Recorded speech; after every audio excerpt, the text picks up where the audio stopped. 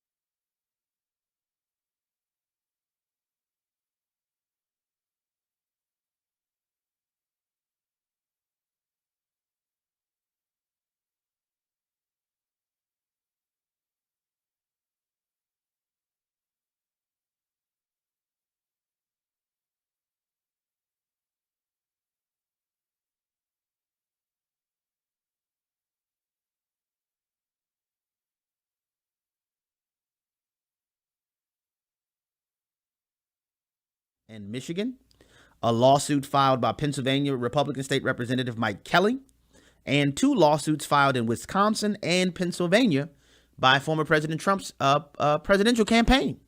These lawsuits, and you know, and I know some people are saying, wait, what? Those lawsuits still exist? Yeah. You know why? Because the overwhelming majority is probably, I think it's only maybe 2 of the numerous lawsuits that were filed actually delved into any merits. And the ones that were delved into any merits, it didn't delve into the depth of the presentations offered in the litigation. And so the U.S. Supreme Court, you heard me right. Write it down, take a picture, tell your friend. The U.S. Supreme Court this Friday in its mid-February conference will determine whether one or any or if all of these 6 lawsuits will be heard by the full court. And these cases include what I've said that the bulk of the litigation should have focused on, the state law violations, which militate toward U.S. constitutional law violations, where you have the illegal changing of state election laws. The Constitution is clear that the state legislatures determine the manner, place, and means of federal elections. So when you have a governor or a secretary of state or a lieutenant governor or anybody who's not the state legislature unilaterally changing election laws, that, my friends, violates those state laws and the U.S. Constitution. Well, tell everybody you heard it right here. The Supreme Court is determining whether or not they're going to hear these cases. Now, many of you are saying, oh, now you want to hear it? And trust me, I share those sentiments. But if you know anything about the law, judges try very often to stay away from wading into political battles. Now, I want to tell you, their refusal to hear the Texas Attorney General's case, in my opinion, is a dereliction of duty.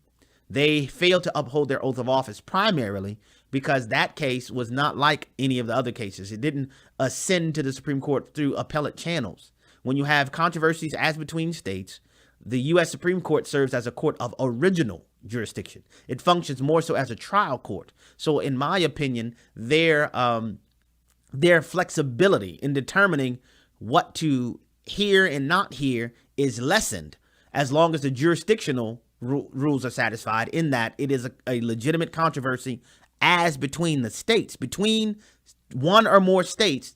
That jurisdictional question is answered, then the Supreme Court serves as a court of original jurisdiction. The district courts do not have the authority to say, hey, you know what? Even though your case is filed legitimately in our district, you've met all of our procedural rules, you've paid the filing fees, done all of those things, a district court doesn't get to say, but you know what? We don't want to hear that. Now, they get to make summary judgment rulings, they get to rule and determine legalities in those issues, but those cases, but they do not get to say, you know what? We don't want to hear any merits of your claim. They don't get to do that. So I want to be clear on that, but I wanted to let you know that this is set to happen this Friday. All right, February 19th. The Supreme Court is going to be in conference hearing these questions. And it is my opinion that if the court is interested, well, let me just say it more specifically. The court's role is to uphold and to defend the Constitution. So if they are, which I believe there are, legitimate constitutional issues presented in one or more of these cases, they have an obligation to hear them. They have an obligation to hear them, and it will aid our body politic in moving forward in such a way where it will enable the American people, should the Supreme Court do its job, aid the American people in gaining, many of them regaining confidence in our electoral processes. Because some are like, man, this is crazy town. Another announcement that I want you to be aware of is that I told you it was coming. When he was campaigning to become president, Joe Biden promised that within his first 100 days, he would push for the passage of the Equality Act. I've explained to you before, the Equality Act seeks to add as additional protected classes of American citizenry people who identify themselves based on their actual or perceived sexual orientation and gender identity. They will be granted protected class status. That the implications of that are so widespread, it would be a radical overhaul of our constitutional republic. it could forbid, hear me well, it could forbid churches and religious nonprofit organizations from requiring that their employees live out their religious beliefs about marriage, sexual morality, and the distinction between the sexes, between males and females. If this passes, it will be congressionally enacted civil rights law. Congressionally enacted. It would codify what Joe Biden has already signed into an executive order, that males would not be able to be precluded from participation in sports alongside females if they identify themselves as females. The same will be true vice versa. Males would not be precluded from intimate spaces or restrooms, bathrooms, locker rooms, etc. Females wouldn't be precluded from males' restrooms, bathrooms, locker rooms, etc.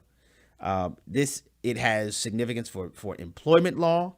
I mean, you name it. It literally is a radical, revolutionary overhaul of the entire civil rights legislation. Those women's shelters, you recall that my background before coming to AFA, I was a criminal trial lawyer. In fact, I met my wife while I worked specifically in the family criminal law division of the Harris County District Attorney's Office. That was a division that existed exclusively for the prosecution of domestic violence cases. We worked very closely with battered women's shelters all over the country. I can't tell you the number of cases where you've had women who had suffered physical abuse at the hands of a partner or a spouse or someone, and they needed to have immediate relocation for safety, for their physical safety, to be protected from harm. And so they would go to various shelters. There are many of these shelters that exclusively house women. Can you imagine that if you have one of these women who happen to flee for their life and safety, only to be put in close quarters with a biological, and I hate using that descriptor, but with a man who's in the shelter too? If the Equality Act passes, guys, I'm telling you, you will see these things happen. And so our connections in D.C. are telling us, and my man Rob Chambers is the first one who slid me a note, is that they're planning to bring this up by next week, to have a vote on the Equality Act. I wonder how many people who are Biden supporters are aware of the Equality Act and its implications for the country. Because I know there are many people who have no idea what the Equality Act is. I mean, the term equality, I mean, that's a great word. Who doesn't want equality? But my friends, the arsenic is in the text of the legislation. They're planning to bring it up this next week. If you recall, the previous Congress had passed in the House of Representatives, but it didn't get a hearing in the Senate. Will it be different this time? And with the 60-vote filibuster threshold, will Democrats in the Senate try to employ a reconciliation legislative maneuver to force the Equality Act to be passed? It's set up for a vote next week.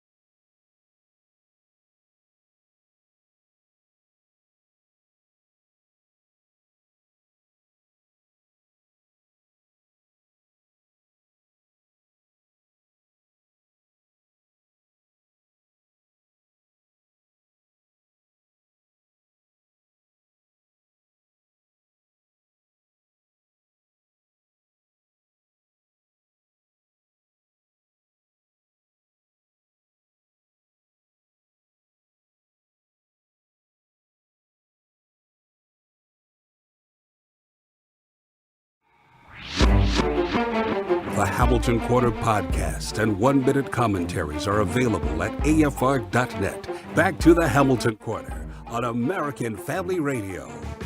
Welcome back to the Hamilton Corner. I have my tea because I'm just going to sip my tea as I deal with this last segment for today's program. Because while we're navigating the issues in the country, you know, and many of us are dealing with this winter storm, there was a town hall last night that one Joseph Robinette Biden conducted. And I'm going to tell you, in one town hall, I described it this way to my wife. I said, in one town hall, this guy confirms what many of us expected all along. And I'm just going to tell you, and I'm going to tell you now, I'm going to play audio because I don't want you to take my word for it. But some of you, your jaws are going to drop when you hear what I'm going to say. And I'm going to start light. I'm going to just come in easy with it to start. The first thing that I want to share, and this is just some lowlights, if you will, because it's a little over an hour, so I can't play the entirety of the town hall. But in the town hall, Joe Biden contradicts his very own press secretary and describes her report. Jen Psaki, the press secretary for the 46th presidential administration. Her last name is spelled with a P. The P is silent. P-S-A-K-I. Jen Psaki. He describes her reporting. And remember, the press secretary serves as the communications arm of the White House. So the press secretary's representations to the public are speaking in the stead of the president. You understand? This is literally the job. Joe Biden last night Joe Biden last night straight up said his press secretary's communications were inaccurate reporting. Yes, he did. This has to do with his 100-day plan, his plan within the first 100 days of his administration to reopen the schools from coronavirus lockdowns. I want you to listen to Joe Biden contradict his own press secretary in last night's town hall. It's clip number 4. His goal that he set is to... Your administration had set a goal to open the majority of schools in your first 100 days. You're now saying that means those schools may only be open for at least one day a week. No, that's not true. That's what was reported. That's not true. It was a mistake in the communication. Guys, I want you to hear that. That's not true. That's what was reported. That's a mistake in the communication. I want you to hear it again. Let's play it again. Clip 4 to make sure everybody hears it. It was a mistake in the communications. Go.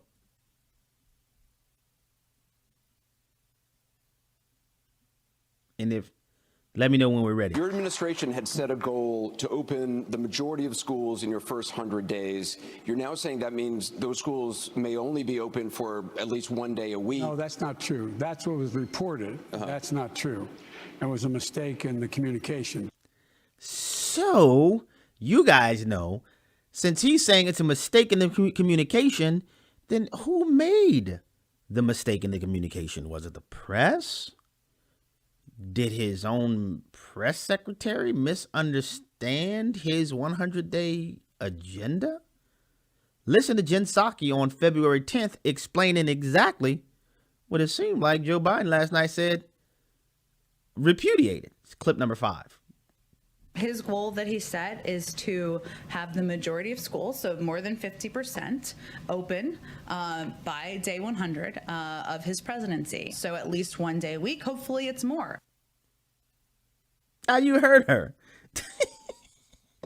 By the 100th day of his presidency, this is his goal, to reopen schools, even if it's one day a week. Hopefully it's more, but it may be one day a week. Asked last night at the town hall, that's your plan? Nah, that's not my plan. That's wrong. That's what was reported. Reported by whom? Your press secretary? Listen here, famo. Your press secretary is not a member of the press. Maybe Joe Biden is confused by the usage of the word press in press secretary. Maybe that's what it is. Maybe he thinks because his press secretary said it, then the press inaccurately reported it. But the press secretary, my friend, is your extension. But wait, there's more. Now, I want you to listen to this, and I want you to consider that the scripture teaches us that out of the abundance of the heart, the mouth speaks, right? What is in our hearts, it overflows into what comes out of our mouths. The way that the Greek text is rendered, that it is literally out of the wellspring or out of the geyser eruption of our hearts, our mouths speak. That's why I've said numerous times when people say, I didn't mean that. They say things, I didn't mean that. Well, is that really true? Now, I think it is true that oftentimes people say things and they didn't intend to cause the harm that their words communicated. They did not intend to have the consequences that they will suffer as a result of what they said. But by and large, people really say what they mean. Now, there are exceptions under certain circumstances. You know, you have a person who's not familiar with the courtroom. They're put on a witness stand in a somewhat clinical environment, and people get nervous in front of crowds. There are legitimate things there. But by and large, in interpersonal communications where, you know, you're not on a stage, you're just talking to one another, generally speaking, we say what we mean. And when you have a person who runs for the presidency and he's speaking at a town hall event last night, and he's saying what he thinks is actually a good and compassionate statement, do you think they're saying what they really mean, or do they mean something else? I want you to listen to Joe Biden from his town hall last night describe how he perceives more melanated people in our country and those who are in our country who have Spanish ancestry. Listen to how he considers their capacity to navigate the internet. It's clip number 7. Not everybody in the community, in the Hispanic and the African American community, know how to get online to determine how to get in line for that COVID vaccination. Did you hear that? This dude literally said out loud. Now, I could run my montage. If we have it, we might need to run it again. Y'all let me know, brothers, if we have the number 21 montage. This is the same dude who said poor kids are just as smart as white kids. Remember that? Same guy. So in his mind, poor children were synonymous with non-white children. Poor kids are just as smart as white kids, right? Last night, he said, this is not years ago. Last night, he said, black people and Hispanic people don't know how to get online.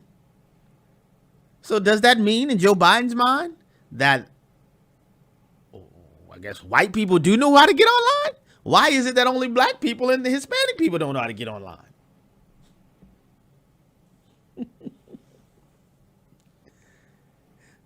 Does Joe Biden have such a low estimation of people based on their melanin content and their nation, their ethnic ancestry, that alone is indicative of their capacity to access the internet? Now, consider what he said last night about this with the long history of things he said. Black people and Hispanic people don't know how to get online. Poor kids are just as smart as white kids. Barack Obama is the first articulate and clean black man he'd ever seen in his life. You can't walk into a 7-Eleven unless you have a slight Indian accent. These are things he said. But does anybody see any CNN stories or headlines running talking about Joe Biden, a racist president? Because if you do, I'd like to know. Do we even have to say, what if Donald Trump would have said something like that? Do we need to say? This dude has such a low estimation of people based on their ethnic ancestry and melanin content that he has the audacity to say that determines your capacity to understand and to navigate the internet. but they're not going to say anything about it. You know why? Because for regressives, the playbook for regressivism, and Karl Marx said it, that the issue is always the agenda. Because he is willing to carry the water for their agenda, regressivism, they are going to insulate him from any criticism whatsoever that would be justified. This man is revealing to you that he sees people not only differently, but he sees a person like me. I don't have to say a word. I walk up to him. He'll think, oh, you don't know how to get on the internet. And if that's not enough for you, last night, Joe Biden attempted to explain his warm and fuzzy relationship with Xi Jinping and his refusal to confront, condemn, and rebuke Xi Jinping because, well, you know, the Chinese, they have different cultural norms. Listen to this. This, if your mind is not blown already, this is just wow. It's clip number 6. Go. You know, Chinese leaders, if you know anything about Chinese history, it has always been the time when China has been victimized by the outer world is when they haven't been unified at home. So the central, to vastly overstated, the central principle of Xi Jinping is that there must be a united, tightly controlled China. And he uses his rationale for the things he does based on that. I point out to him, no American president can be sustained as a president if he doesn't reflect the values of the United States. And so the idea, I'm not going to speak out against what he's doing in Hong Kong, what he's doing with the Uyghurs in western mountains of China, and Taiwan trying to end the one China policy by making it forceful. I said, and by the he said he gets it. Culturally, there are different norms that each country and their leaders are expected to follow. Now, guys, what you didn't get to see is when he is explaining his refusal to confront and to rebuke Xi Jinping and the communist Chinese, he says Xi Jinping realizes that in order to assert control in China, it has to have a tightly unified China. And Joe Biden is clenching his fist like I am in the camera right now. He says he has to have a unified, tight China. Clenching his fist. Then he goes on to say, and you know, I'm not going to speak out against what the Chinese are doing to Hong Kong.